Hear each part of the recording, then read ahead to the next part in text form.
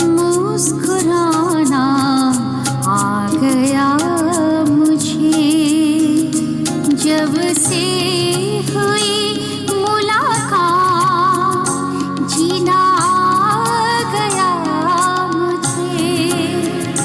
बाबा तुम ही हो मेरी मंजिल, तुम्ही से सजी मेरी महफिल।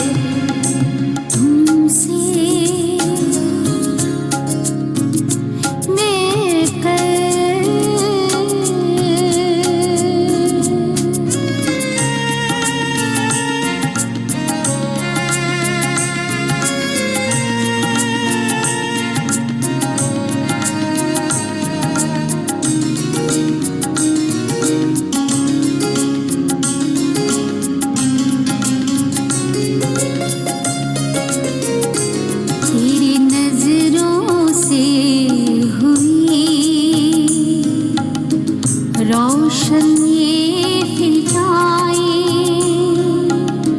प्यार की जादूगरी, कहती है अदाएं हाले दिल अंजुमन सा जगमगाए।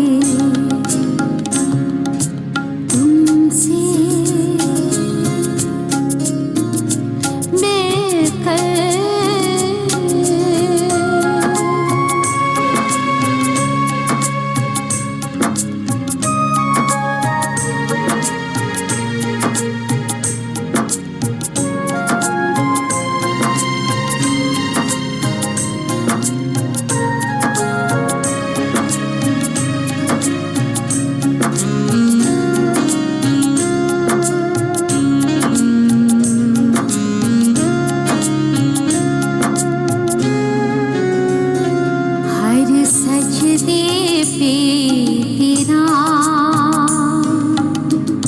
रंग जो है छाया,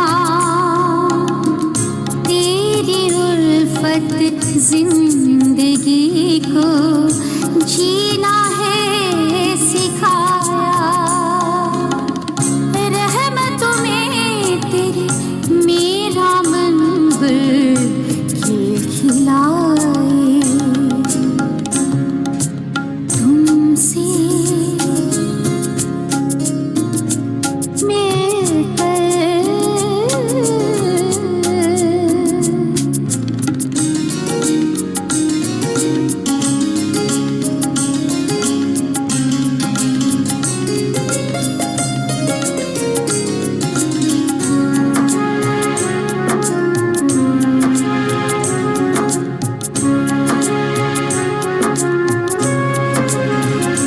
बन जाते हैं शूल भी फूल मुस्कुराने से,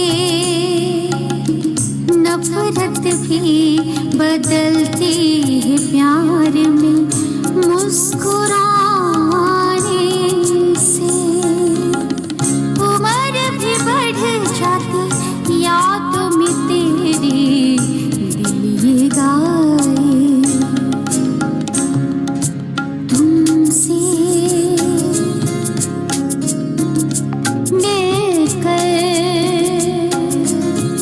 मुस्कुराना आ गया मुझे, जब से हुई मुलाकात, जीना आ गया मुझे।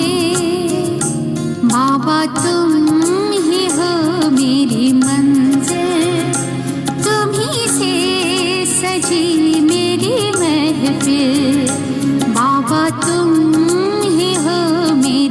मंजिल, तुम्ही से सजी मेरी महफिल। बाबा तुम ही हो मेरी मंजिल, तुम्ही से सजी मेरी महफिल।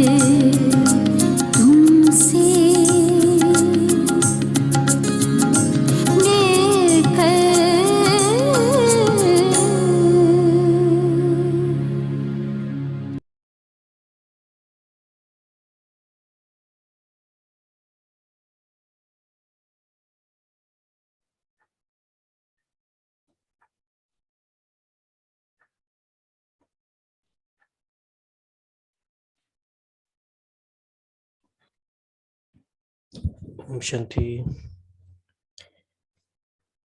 आज हम 2002 की लास्ट मुरली 31 दिसंबर उसको रिवीजन करेंगे। इस मुरली का टाइटल है इस नए वर्ष में सर्व खजाने सफल कर सफलता मूर्त बनने की विशेषता दिखाओ। तो आज की मुरली में हम क्या क्या रिवीजन करने वाले हैं। बाबा ने कहा कि बाप दादा त्रिमूर्ति मुबारक दे रहे हैं, तो ये देखेंगे त्रिमूर्ति मुबारक कौन सी है और बाप दादा ने हम सबको कौन सी गिफ्ट दी है उसको देखेंगे।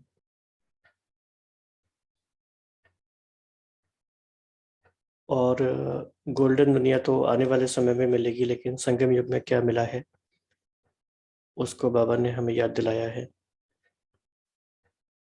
इसके अलावा कौन कौन से खजाने हमें मिले हैं, उन खजानों को कैसे सफल करना है, उन खजानों का महत्व क्या है। और इसके अलावा बाबा ने इस बात पर भी ध्यान दिलाया है कि मुश्किल योग कैसे हम बना लेते हैं सहज योग को। मुश्किल पुरुषार्थ क्यों करते हैं, सहज कैसे करें।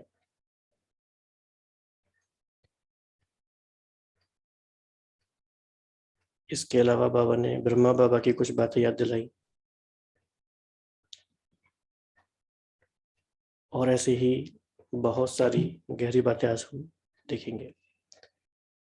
तो आप सभी शेयर कर सकते हैं कि आपको क्या क्या इन बातों पर कौन सी बात बाबा की बहुत अच्छी लगी। ओम शांति। ओम शांति। तो एक तो जो बाबा ने अभी आपने लास्ट में बोला सहज योग और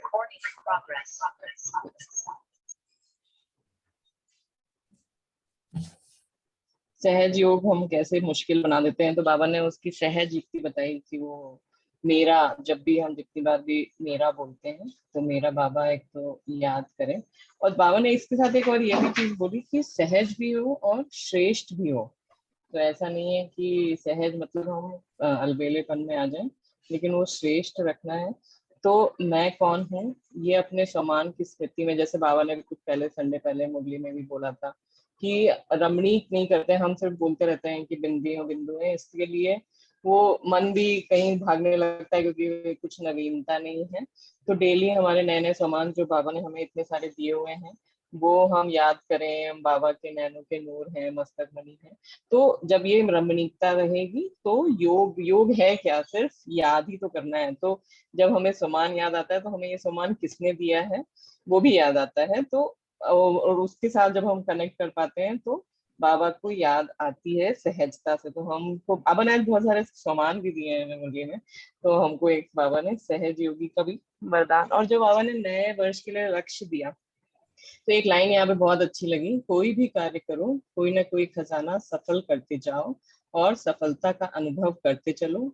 और क्यों सफलता का अनुभव करते चलो, क्योंकि बाबा ने आपको सफलता भव का वरदान दिया है। तो हमारा कोई भी कार्य असफल हो नहीं सकता। और सफल करना भी बाबा ने यही बात बताया है कि सफल करना अर्थात सफलता को प्राप्त करना। तो सफल करना है और सफलता है ही है।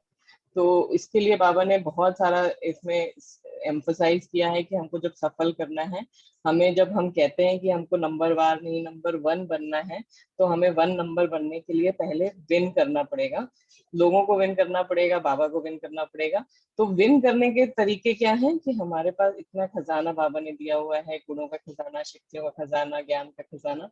उन खजाने में से हम सब कुछ किसी ना किसी को देते जाएं, कोई भी हमारे हाथ से खाली नहीं जाए। बाबा ने यहाँ तक बोला कोई ज्ञान नहीं सुन रहा है तो भी मीठी शक्तिशाली दृष्टि दो, लेकिन दो जरूर। मुख मीठा कराते हैं लौकिक में, लेकिन हमारा सिर्फ मुखड़ा भी मीठा कराना है, सिर्फ मुख मीठा नहीं कराना है। हमको इतनी मधुरता अपने में जमा करके रखनी है कि हमारा बोल तो मीठे हो ही हो, हमारा मुंह देखकर भी लोगों को मीठा फील हो। बाकी और कुछ जैसे आपने बताया कि पुरुषार्थ श्रेष्ठ भी हो और सहज भी हो, बाबा ने उसमें कहा कि पहले सहज हो फिर श्रेष्ठ हो। तो सहज बात पर बहुत फोकस है, क्योंकि बाबा को भी तरस आता है कि हम लोग कितनी मेहनत करते हैं। और जो चीज़ बहुत इजी है सच में उसको कितना मुश्किल हमने बना लिया है। हाँ जी, और कोई शेयर करना चाहेंगे? बहुत ही प्यारी प्यारी बातें आज की मुरली में। बाबा ने बताया है ना, पिछली मुरली, एक मुरली में भी बताया था कि योग क्या मतलब हुआ। यहाँ योग वो योग नहीं करना है, हठ योग वाले का योग या सन्यासियों का योग। यहाँ तो याद करना है, जैसे हम साजन को याद करते हैं, जैसे एक एंगेजमेंट वाली लड़की अपने होने वाले को याद, होने वाले हस्बैंड को याद करेगी है, वो उसको 24 घंटे नाम लेकर जपेगी नहीं, सिर्फ उसकी मधुर याद करने की कोशिश करेगी, वैसी याद हो। तो याद करना है। योग बैठ के या इस तरह का हमें नहीं करना जिससे वो सख्त बन जाता है, सहज नहीं रहता। सहज रखने के लिए हमें वही मधुर यादें रखनी है, मन में मधुरता से याद करना है, जिस तरीके से हम उसको और अंदर अपने में खुशी महसूस करें, इस तरीके की याद अंदर आज की करें। मुरली में नशे वाली बातें कौन कौन सी है? गोल्डन गिफ्ट के अधिकारी बच्चे हैं। बाबा ने गोल्डन गिफ्ट देने के लिए चूज, मतलब हमारा अधिकार है जो हम मांग नहीं रहे। बाबा कई बार जैसे साकार मुरली में भी कहते हैं कि बाप तुम्हारे लिए हथेली पर बहिश्त लेकर आए हैं। बड़ी पावरफुल लाइन है ये। और बाबा ने कहा कि ऐसी दुनिया जिसमें सार स्वरूप में कहेंगे कि कोई भी, मतलब क्या क्या मिलेगा उसकी लिस्ट बना नहीं सकते। तो बाबा कहते हैं कि कुछ भी ऐसा नहीं है जो प्राप्त ना हो, जो चाहिए वो सब है।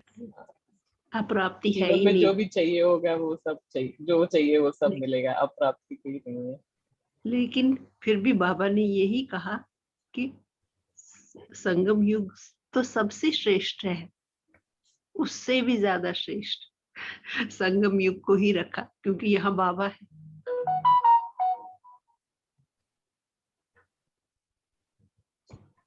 तो संगम युग के बारे में जो आज बाबा ने बोला, तो बहुत सारी बातें बोली। तो एक तो कि बहुत बहुत बहुत, बाबा ने 3 बार बहुत बोला कि अमूल्य है, श्रेष्ठ है, मौजों का युग है। क्योंकि क्यों मौजों का युग है? कि परमात्मा मिलन की मौज सारे कल्प में अब हमें मिलती है, हर दिन उत्सव है। क्योंकि उत्साह है, हमें सेवा का उमंग उत्साह है कि जो हमें मिला है वो बाकियों को भी मिले, ये सबको बताने का उमंग उत्साह है। और संगम, इसी की प्राप्ति, इसी का प्रारब्ध हमें गोल्डन वर्ल्ड में होने वाला है। तो एक एक संकल्प, एक एक सेकंड सफल करना ही सफलता मूर्त बनना है, जो हमारा संगम युग का है। और बाबा ने कहा संगम युग समर्थ युग है, सफलता का युग है, व्यर्थ का नहीं। व्यर्थ के 63 जन्म समाप्त हुए, अब ये छोटा सा युग सफल करने का युग है। तो समय सफल करने की प्रारब्ध क्या बताई बाबा ने कि अगर हम अभी जितनी देर रहेंगे, ज्यादा देर से देर रहेंगे, तो हम उतने ज्यादा राज्य अधिकारी बनेंगे, जितने ज्यादा देर के लिए राज्य कभी कभी करेंगे तो कभी कभी। और बाबा ने जो 2 बातें उसके लिए बताई, श्वास के लिए बताई, तो हमेशा अच्छा रहेगा, जन्म 21 जन्म श्वास अच्छा रहेगा, चलते चलते हार्ट फेलिंग होगा। और दूसरा बताया कि ज्ञान मतलब क्या, समझ। तो जो मुरलियों में आता है कि वहां पे वजीर नहीं होते हैं और इतने समझदार बन जाते हैं, तो उसकी प्रारब्ध ये रहेगी कि वहां पर हमें कोई मंत्री रखने की जरूरत नहीं पड़ेगी। तो हम संगम युग का महत्व हमारे भाग्य के साथ बाबा ने आज संगम युग का इतना सारा महत्व बताया। हाँ वो लेकिन संगम जी, सफलता का युग है, हर चीज का सफल संकल्प करेंगे तो सफलता उसमें हमें प्रारब्ध होनी ही होनी, प्रारब्ध में जमा होना ही होना है। जो चीज यहाँ करते जाएंगे उसकी सफलता का रिजल्ट हमें वहां प्राप्त होगा। इसलिए हमें यहाँ जो कुछ करना है करते जाना है।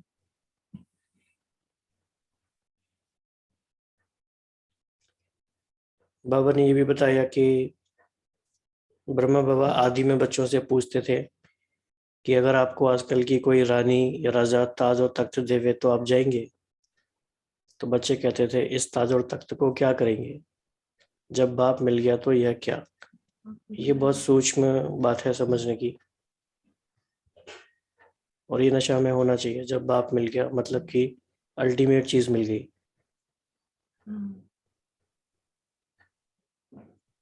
यहाँ पे एक स्टोरी है कि एक राजा बोलता है कि एक दिन अनाउंस करता है कि कल हमारे महल से जो जो चाहे वो लेके जा सकता है। तो अगले दिन सुबह से ही बहुत भीड़ इकट्ठा होती है और सब लाइन लगा के, मतलब जितने बजे भी टाइम होता है उसके पहले खड़ा रहते हैं, और सब जैसे ही खुलता है सारे बिल्कुल बाढ़ की तरह अंदर आ जाते हैं। और एक छोटी सी बच्ची धीरे धीरे धीरे चल रही है राजा की तरफ। राजा देख रहा है इसको क्या चाहिए, क्या लेने आ रही है, और वो जाके राजा को ही छू लेती है। राजा ही हमारा हो गया तो बाकी सब कुछ तो हम पूरा हमारा ही है। बिल्कुल। और इस बात को जो भक्ति संतों की परंपरा है उन्होंने भी बहुत अच्छे से कई गीतों में लेकर आया है इस भाव को। तो इस बात की नशा उनको भी रहा है कि सब राम का है और राम हमारा है। तो समय ये, भूमि गोपाल। हाँ जी।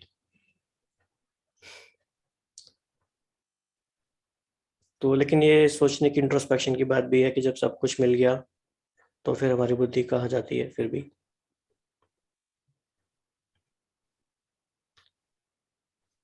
और बाबा ने कहा कि मेरा एक एक बच्चा राजा बच्चा है क्योंकि स्वराज्य अधिकारी है। तो बाबा जब ये बात बोलते हैं और हम ये सुनते हैं बाबा के सामने बैठ के, तो एक बहुत ही डिफरेंट तरह का नशा आता है इस बात से भी। तो संगम युग के बहुत सारे नाम हैं। आज बाबा ने कहा मौजों का युग है। यहाँ संगम जैसी मौज सारे कल्प में नहीं है, मौज ही मौज है। तो इस बात को हम कैसे और अनुभव कर सकते हैं? कैसे आपने अनुभव किया है अभी तक संगम युग को?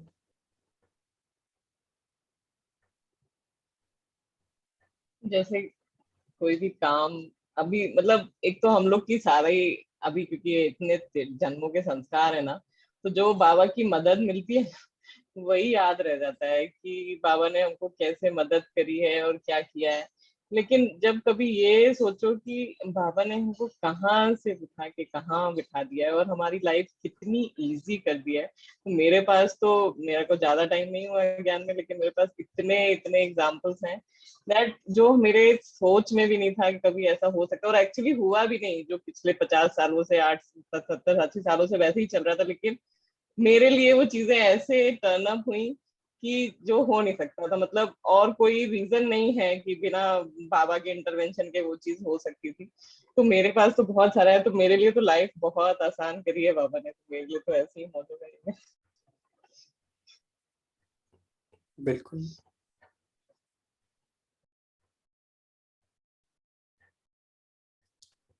तो सहज योग मुश्किल योग कैसे हो जाता है? मतलब इसको हम बहुत ही एम्पैथी के साथ समझें इस बात को कि सच में कई आत्माएं बहुत दिल से पुरुषार्थ करते हैं, फिर भी कई बार मुश्किल योग बन जाता है। तो क्या हम कह सकते हैं, उनको कैसे मदद कर सकते हैं?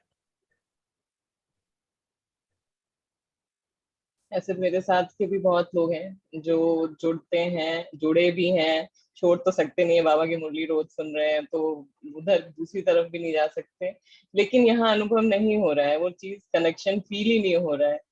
तो मेरे को भी नहीं समझ में आता है कि जो चीज हमें इतनी अट्रैक्ट करती है उनको कैसे, मतलब आई एम रियली सरप्राइज कि उनको वो ज्ञान अट्रैक्ट नहीं कर रहा है या ज्ञान उनको समझ नहीं आ रहा है। तो उनके लिए क्या करना है, तो वो तो हम केवल शुभ भावना शुभकामना रख के खाली उनको सकाश ही दे सकते हैं। उसके बियॉन्ड तो क्योंकि समझा लिया, अब समझ, रोज मुरली कोई सुन रहा है उसके बियॉन्ड तो कुछ है नहीं। तो जो बाबा से नहीं समझ रहा है तो फिर उसके आगे क्या समझाएंगे। लेकिन क्यों है, मतलब एक वही लगता है कि वो पीछे जो 5000 वर्ष का पूरा वो वापस कल्प रिपीट होता है। अपनी कलम का हमारे हाथ में ही है भाग्य की, जो हम अभी लिख रहे हैं वही अगले 5000 वर्ष बाद रिपीट होनी है। लेकिन उनके लिए क्या कर सकते हैं, अगर आप बताएं तो अच्छा रहेगा। ड्रामा में जिसका पार्ट होगा वही तो जाएगा ना, उसी को समझ लगेगी। बाबा ने तो कहा है उसको एकदम टचिंग होगी, 1 मिनट में उसको फिर दोबारा वो पुराना प्रीवियस अंदर टचिंग आ जाएगी और उसको खींच रहेगी उधर की तरफ ही, जैसे हम खींच गए। हम कैसे खींच गए, हमें इतना 1 मिनट में, 1 सेकंड में हो गया। तो ये तो बहुत सारी मुरलियों में बाबा ने बोला है कि ड्रामा भी है ऐसा जिसमें पाठ का बड़ा महत्व है।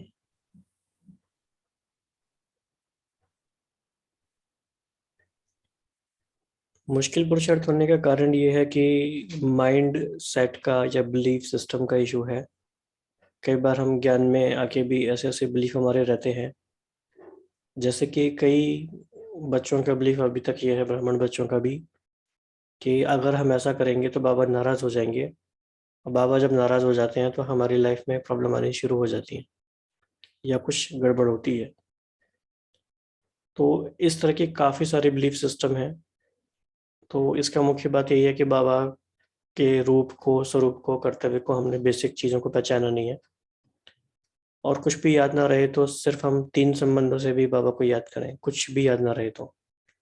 ये सिंपल है सबसे, बाप, टीचर और सदगुरु के रूप में, तो वो अनुभव होता रहेगा। आज बाबा ने ब्रह्मा बाबा के बारे में भी काफ़ी बातें बताई हैं। जब बाबा ये बता रहे थे कि सफल करना है, तो अगेन हमारे सामने एग्जाम्पल ब्रह्मा बाबा हैं कि कैसे उन्होंने सफल किया। तो उनकी जीवन कहानी से ऐसी कौन कौन सी बातें याद हम कर सकते हैं कि वो कैसे हमारे सामने एक एग्जाम्पल हैं कि कैसे सब कुछ हमें सफल करना है। जैसे बाबा ने इस मुरली में ही एग्जाम्पल दिया कि कर्मातीत अवस्था उनकी हो गई थी, उसके बाद भी वो सफल कैसे कर रहे थे, अपना समय पत्र लिख रहे थे। तो और जाते जाते भी लास्ट समय में भी वो महावाक्य उच्चार कर ही गए।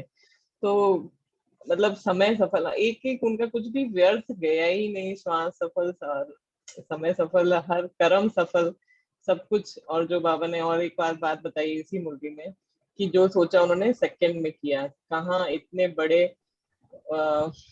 मालिक थे बिजनेस के, और कहाँ एकदम से सब कुछ छोड़ दिया। आसान नहीं होता है। तो जैसे कहते हैं ना, वो डिवाइन कॉलिंग और answering to that divine calling, वो सब लोग नहीं कर पाते हैं जो बाबा ने किया, कि उन्हें मिला कॉल और उन्होंने धक से छोड़ा, एक धक से। तो ये तो बहुत अमेजिंग उनका उनका जो पार्ट था वो तो बहुत अच्छा था। क्या बाकी जो उन्होंने किया, जो जैसे लास्ट टाइम भी बात हुई कि जब मम्मा को बनाया गया कि मम्मा एडमिनिस्ट्रेटिव हेड रहेगी, बाबा की उम्र कितनी बड़ी थी, लेकिन तब भी उनका कहीं पर भी ये नहीं आया कि हम एक्सपीरियंस है, हमको पता है कैसे चलाना है, मेरा पैसा है। फिर कभी उन्होंने पूछा भी नहीं कि पैसे कहाँ जा रहे हैं, क्या हो रहा है। मम्मा कर रही है, जगदम्बा है कर रही है, तो वो कर रही है।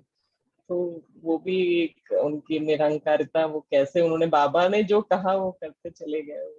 सफल किया उन्होंने अपना। बाबा आते थे उनके में, लेकिन जो कहते हैं ना 2 बजे उठकर भी वो अपना पुरुषार्थ करते थे, क्योंकि बाबा पूरे दिन में सवार रहता है तो उनको समय नहीं मिलता है अपने पुरुषार्थ के लिए। तो वो सुबह 2 बजे उठकर भी वो सफल करते थे, कि उनको अपना पुरुषार्थ, मतलब उनको पता है नारायण बनना है, लेकिन फिर भी वो करते थे।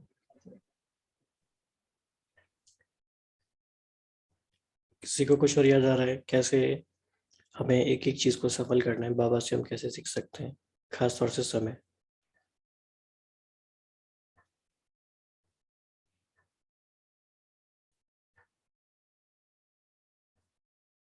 तो बाबा ने फिर ये भी कहा कि इस वर्ष का लक्ष्य तो बताया, सफल करो सफलता है ही। तो ये हमारे लिए लक्ष्य भी हो गया न्यू ईयर के लिए। छोटा सा योग सफल करने का योग है। ये भी स्मृति अगर रहे तो बहुत कुछ इससे फर्क आ जाता है।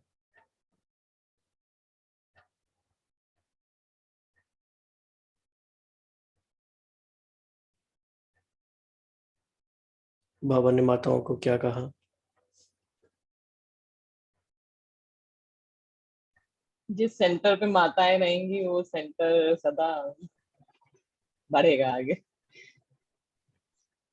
और माताओं को जगाना है सबको, कल की मूवी में भी था।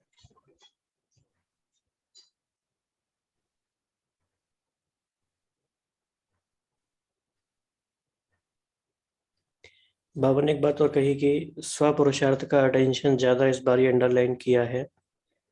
बाप दादा खुश है और ग्रुप बनने से अटेंशन जाता है। सारे संगठन के बजाय ग्रुप अच्छा होता है। तो इस तरह से अलग अलग ग्रुप बना के ड्रामा अनुसार हम सब लोग कर रहे हैं पुरुषार्थ। और बाबा ने एक बात यहाँ पे जो कल्चरल ग्रुप के साथ भी बोली, कि कल्चर द्वारा भारत का कैरेक्टर प्रसिद्ध करो। हो कल्चर, लेकिन कैरेक्टर सिद्ध हो जाए कि श्रेष्ठ कैरेक्टर क्या है। ये अच्छा लगा बात। बाबा की विधि अभी जयंती बहन भी बता रहे थे कि वो जो अभी COP 26 की मीटिंग चल रही थी, वहां पर ब्रह्मा कुमारी का रिप्रेजेंटेशन भी था UN की तरफ से। तो ईस्ट में केवल एक सिंगल ये स्पिरिचुअल ऑर्गेनाइजेशन थी जो वहां पे रिप्रेजेंटेशन कर रही थी, बाकी सारे क्रिश्चियनिटीज वाले जो उधर वेस्ट के थे वो थे। तो कितना अलग कि केवल एक ब्रह्मा कुमारी ने ही कॉन्शियसनेस के साथ क्लाइमेट को जोड़कर वहां पर प्रेजेंट किया। वो 2009 से ऐसा शुरू करा है, ये चल रहा है। And everyone was so surprise कि कैसे आप कॉन्शियसनेस और क्लाइमेट को रिलेट कर सकते हैं। देन वहां पे समझाया। तो बाबा का कार्य कितना अलग है, कितनी नया, जो बाबा कहते हैं नया ज्ञान है, वो सब लोग समझ रहे हैं, लेकिन धीरे धीरे प्रत्यक्ष होगा। कई बार हमें ऐसे पता भी नहीं चलता कि पूरे भारत भर में या दुनिया भर में क्या सेवाएं हो रही है, लेकिन जो जैसे कि पीस न्यूज़ का चैनल है, गॉडलीवुड स्टूडियो का, अगर कोई इसको फॉलो करते हैं तो पता चलेगा कि बहुत बहुत बेहद की सेवाएं इस समय हो रही हैं जो हम इमेजिन भी नहीं कर सकते। एक एक आत्मा का, एक एक बीके टीचर का कितना बड़ा बड़ा रोल है। मतलब कि जैसे बाबा ने कहा घेरा डालो दिल्ली का, तो दिल्ली का तो खैर क्या, लेकिन सारी ही जगह बहुत सेवाएं हो रही हैं। और बाबा ने एक बहुत अच्छी लाइन कही आज की मुरली में कि देखो भविष्य बहुत बहुत उज्जवल है, सब साधन मिल जाएंगे, बने बनाए फल आपको मिलेंगे, बनाने नहीं पड़ेंगे। तो ये बहुत ही फ्यूचरिस्टिक विजन बाबा का था, बाबा ने बताया, और काफ़ी कुछ वैसा हो रहा है। कितने बड़े बड़े स्टेडियम्स में लाखों के प्रोग्राम हुए हैं उसके बाद।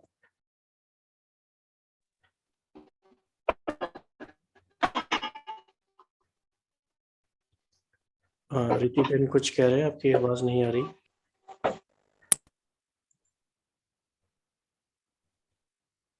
फिर बाबा ने कहा ज्यूरिस्ट विंग से, ऐसे प्लान बनाओ जो सांप मरे और लाठी भी नहीं टूटे, प्रत्यक्षता हो, धमाल नहीं हो, कमाल हो।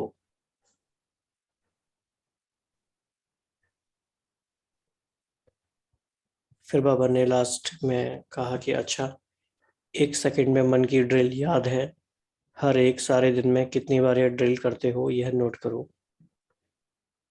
तो बाबा ने कौन सी ड्रिल की बात की है और कितनी बार हम करते हैं, इसके बारे में कोई एक्सपीरियंस? सेकंड में आकारी, सेकंड में निराकारी, पिछली बहुत सारी मुरली से बाबा का ये ड्रिल चल रहा है। और कितनी बार करते हैं उसे, जब दिन भर में 8-10 बार ही हो पाता होगा, तब जितनी बार याद आता है, ट्रैफिक कंट्रोल बचता है, तो मेरा तो 8-10 बार हो पाता है।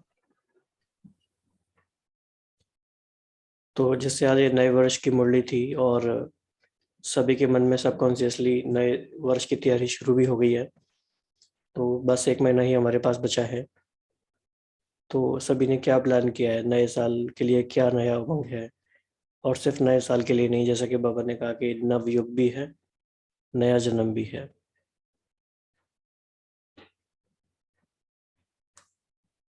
तो इस 1 महीने में ऐसा हम क्या करें जो इसका स्ट्रॉन्ग फाउंडेशन बन जाए आने वाले साल के लिए?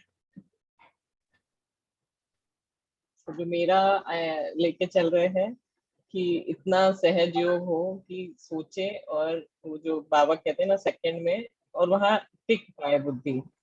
हो तो जाता है, पहुंच तो जाते हैं, लेकिन टिकना, तो इस पे थोड़ा सा फोकस करना है। एंड मेरा वो एम है कि नेक्स्ट ईयर जब शुरू होगा तो एटलीस्ट इस चीज पे मेहनत नहीं करनी पड़े, ये एक चीज पूरी हो जाए, देन आगे। बिल्कुल। और कोई शेयर करना चाहेंगे, आपके क्या आइडियाज हैं, क्या प्लानिंग है?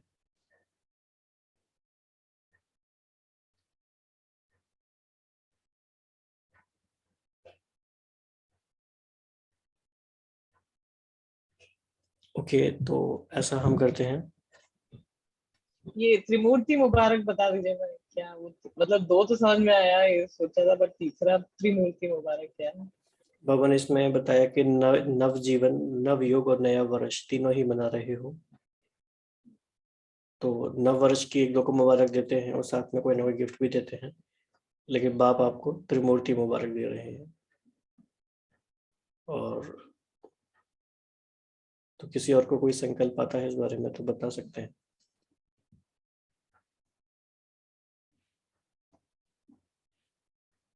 या फिर इसको अनुभवी कर लेते हैं डायरेक्टली पहले, फिर डिस्कस करेंगे।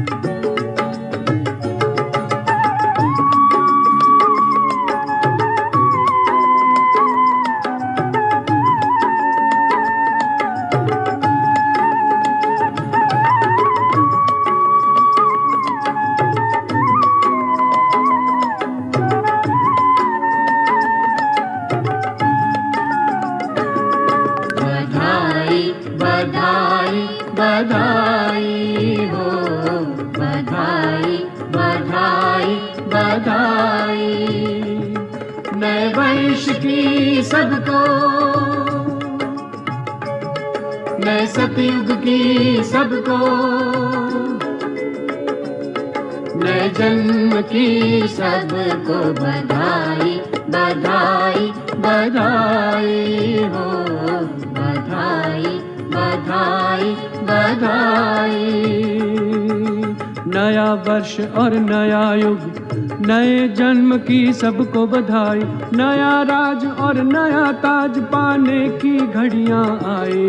बधाई बधाई बधाई हो, बधाई बधाई बधाई, नए वर्ष की बधाई, नए सतयुग की बधाई, नए जन्म की बधाई, बधाई बधाई बधाई हो, बधाई बधाई बधाई।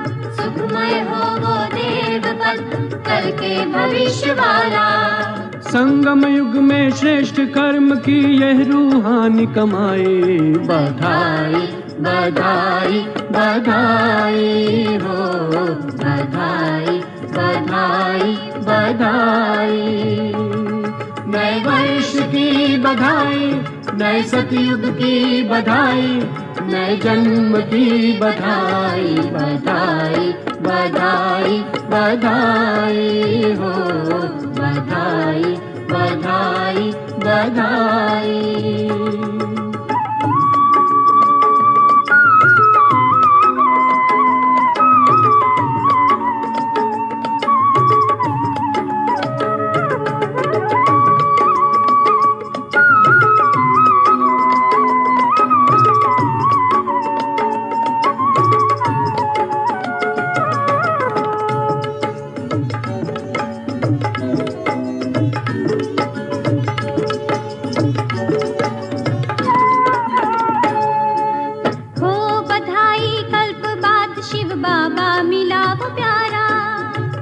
बधाई कल्प बाद शिव बाबा मिला वो प्यारा। गीता ज्ञान द्वारा खोला उसने भाग्य तुम्हारा, गीता ज्ञान द्वारा खोला उसने भाग्य तुम्हारा।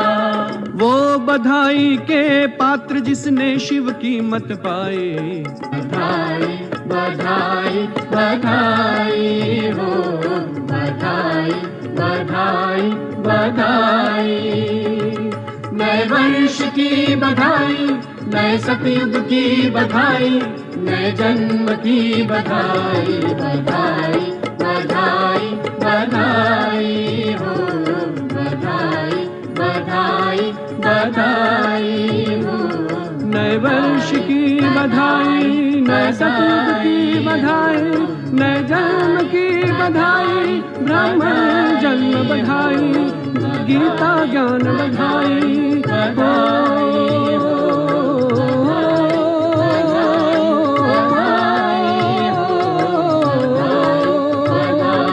नए वर्ष की बधाई, नए सतयुग की बधाई, नए जन्म की बधाई, ब्राह्मण जन्म बधाई, गीता ज्ञान बधाई।